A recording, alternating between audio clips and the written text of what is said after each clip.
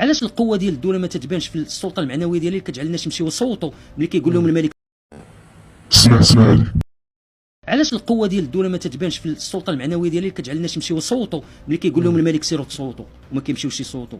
وعندنا بالخصوص في المدن، حنا عندنا واحد الظاهره في المغرب اللي هي ظاهره ديال ما حد المدخول ديالك تيطلع وما حد التكوين ديالك تطلع، ما حدك ما تتصوتش، اللي هي العكس في البلدان المتقدمه. البلدان المتقدمه الناس اللي ما قاريينش اللي ما عندهم فلوس هما اللي ما تيصوتوش. حنا عندنا العكس، حنا ما حد كيكون التمدن وكيكون علاش؟ لان عارف النضال، عارف ما لا جدوى، دونك ما كتصدعش راسك كاع. فهمتي؟ القرى فيها الناس كيمشيو يصوتوا، ما كاينش هذه دوله قويه اللي كتقول هذا السي اخنوش وهذا الحزب هذا ملي كتجي تشوف شحال من واحد تصوت عليه. ما كنهضرش على الناس اللي في اللوائح، كنهضر على كلشي. تلقى داك الشيء في بعض المدن الكبرى داك الشيء 10% 20%، داك الشيء مضحك. ها هو مجال ديال الضعف. نعطيك مجال ديال الضعف اخر.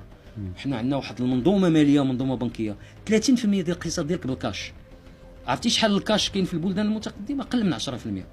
علاش عند الناس كيخليو ما كيشتغلوا ولا كيشتغلوا على هذا المساله ديال كيخليو الفلوس؟ ايوا كيشتغلوا على كل شيء، كيشتغلوا على ملي كتهضر معاه يقول لك كنشتغل على كل شيء، ولكن راك اخفقتي هذه السنين وانت تشتغل. علاش ما وصلتيش لهذا؟ لان كيدعي كيشتغل، ولكن واش كيدير الاصلاحات البنيويه باش ينجح في هذه المساله هذه؟ 30% ديال شنو 30% ديال الكاش؟ ما كنثقش فيك الدوله. ما غاديش اخويا ندخلها واحد المسالك اللي تقدر تشوفني، لان هذه هي الكاش. معنى الكاش شنو هو؟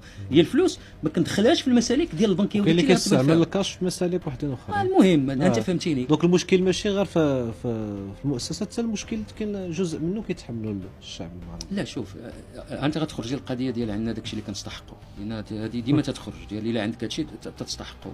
الا كنا كنفكروا في هادشي اللي عندنا تنستحقوا، خصنا نمشيو كلشي نجلسوا في دارنا وما نديروا حتى شي حاجه. الناس كيقوم بواحد العمل ديال التغيير، لانه تعتبر ماشي ان الشعب تيستحق ولا ما تيستحقش، تعتبر ان بالنسبه ليه المنظومه الاخلاقيه ديالو تجعل انه خاص يكون هذاك الاصلاح.